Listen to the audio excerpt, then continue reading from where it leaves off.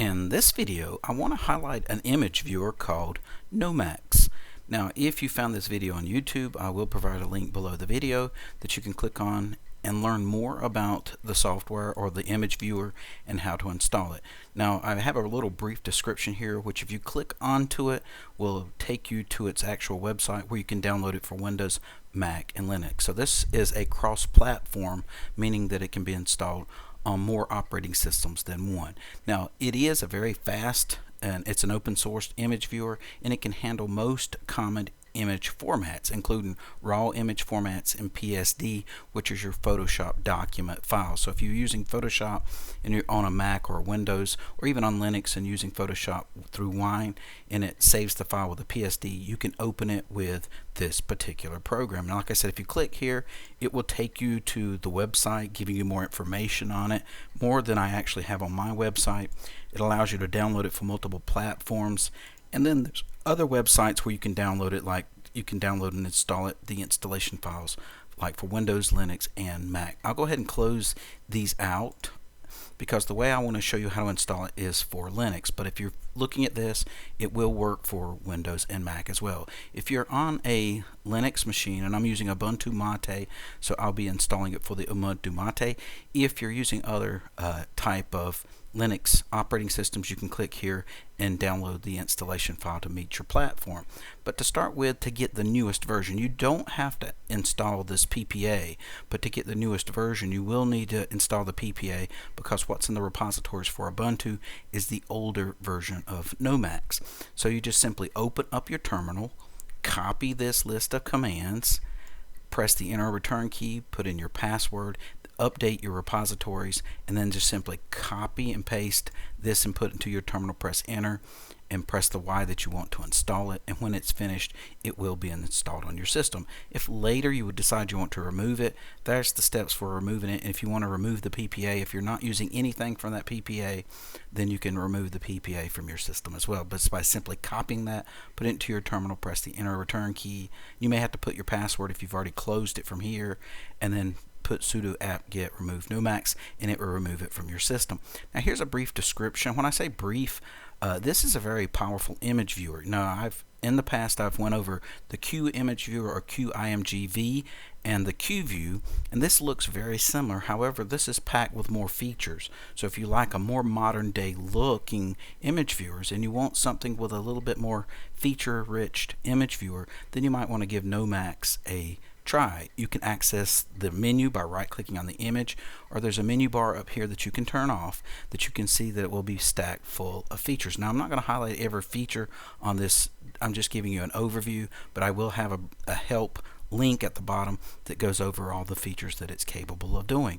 Now, as you can see here, you can navigate through the site to look through the individual menus if you don't want to install it, or if you'd like to look at the previews before you decide to install it. There's lots of things that you can adjust within the view menu. However, I do say when I first installed this here, as I was going from one image to another, there was a slight blur, and then it regulated itself. It got real clear. You can click the view menu if you're experiencing the same issue and uncheck the anti-aliasing, or if I'm pronouncing that correct, then that cleared up my problem. Now, that's on by default, and I'll show you that in just a moment when we go over it. Here's a view through the settings, and you can navigate by clicking the little thumbnail on the right hand side, or you can click the play button to look through your settings. And there's lots of features where you can customize this to meet your demands of the way that you use it. And that's the reason I like a lot of open source. And I'm not criticizing other software that's not open source. A lot of that can be customized too, but with open source, there's usually lots of ways that you can customize it to change the look and to change the way that it behaves, the way that you like to use it. And then here's just some slideshows of showing it without the menu and without the little bar below the menu, the toolbar. And then here's the online help if you need help.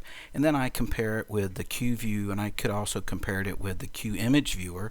And here's the documentation for this particular program. Now let's actually go and take a look at the program itself.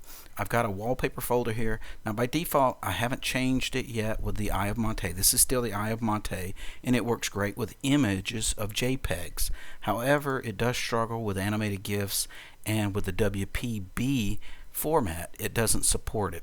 But let me right click and open it with nomacs. Now if you notice, I had a lot of image viewers, and pretty soon I will start uninstalling all the ones that I won't use on a daily basis. Now when you first install it, it will open up showing you your menu bar, and you actually have a toolbar below. And if for some reason you're using a dark theme and you don't see the buttons here, you'll have to go into your settings and change that from that you're using a dark theme. Under your general tab, select dark theme, because if it's by default it's set to a light theme, and it says to restart for it to change the effects. But I will show you this, so that way that if for some reason you're using a dark theme and you go to open it up and you see a menu bar here and you see where there's supposed to be a toolbar, see by default it's set to a light theme, meaning the icons are dark. If you're using a dark theme, you don't see them. So you have to go to edit, settings, change it from a light theme to a dark theme. It says restart for it to take effect.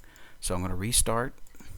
I'll go back into it and hit open with nomacs. So that way if you open it up and you don't see the buttons if you're using a dark theme, or vice versa. If you're using a light theme and for some reason you've changed it, you might not see these. You have to go in there and choose a light theme. Here's your menus.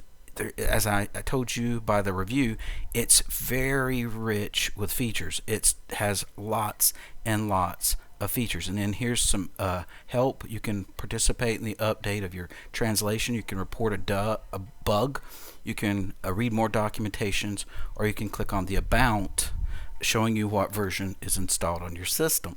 Now, as I said earlier, you can turn these menus up here off. You can right click, say to uncheck the editor toolbar, and then in your settings you can disable your toolbar up here. You have lots of features under here. You say show your recent files on startup, which shows you a list of files that you see.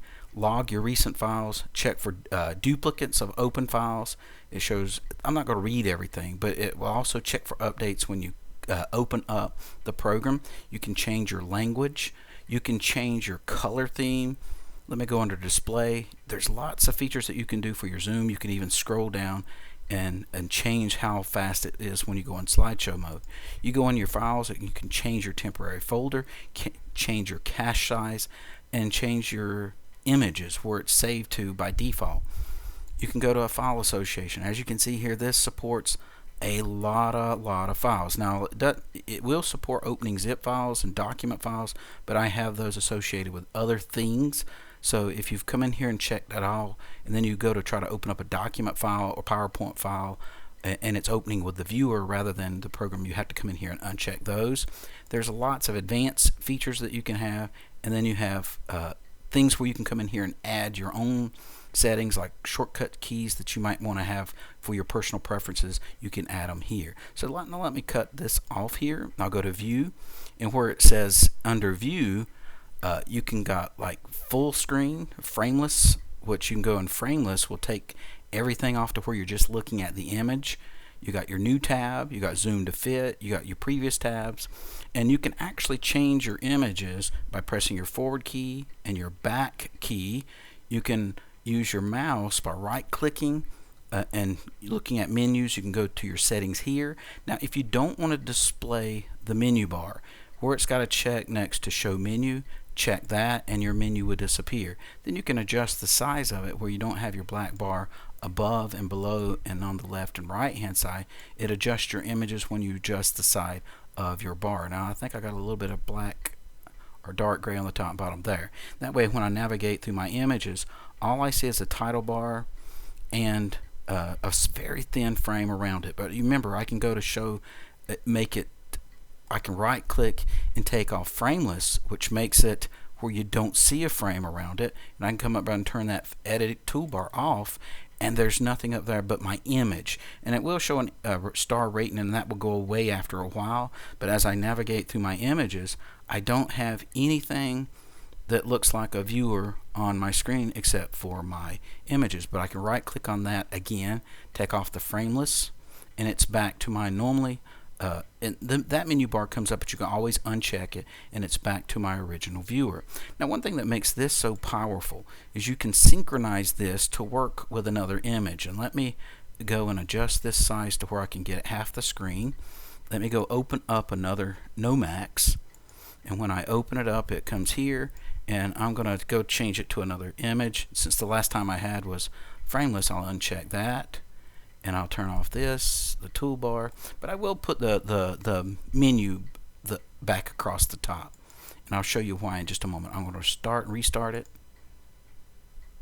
Let me go back to my nomacs, and I'm going to choose an image, and I'll show you why I'm doing that here in just a moment.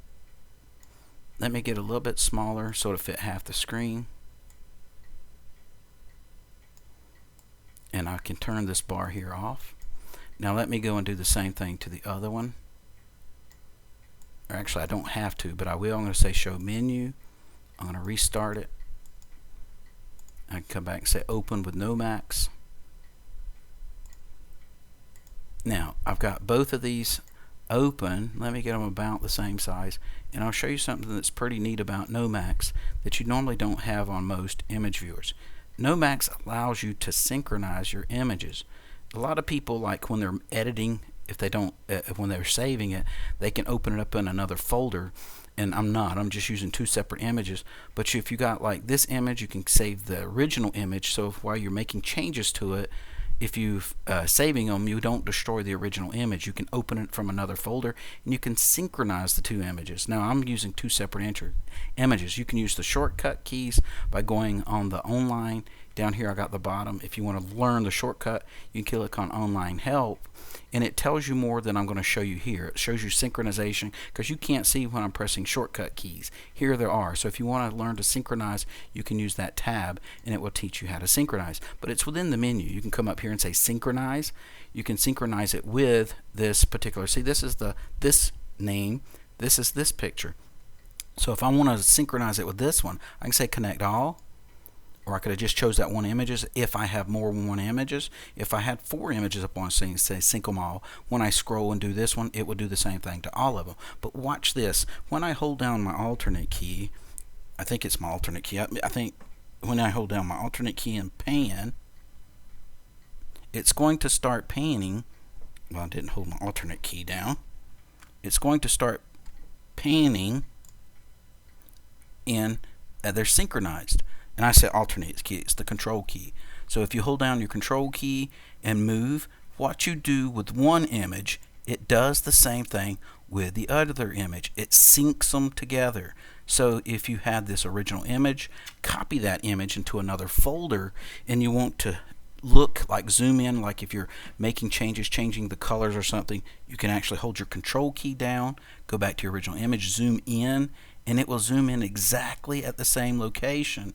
It's just doing the same thing. It's synchronizing the two images. I know I'm using two separate images, but I can click over here, and since I selected while I go all for synchronizing, I say connect all again to make sure.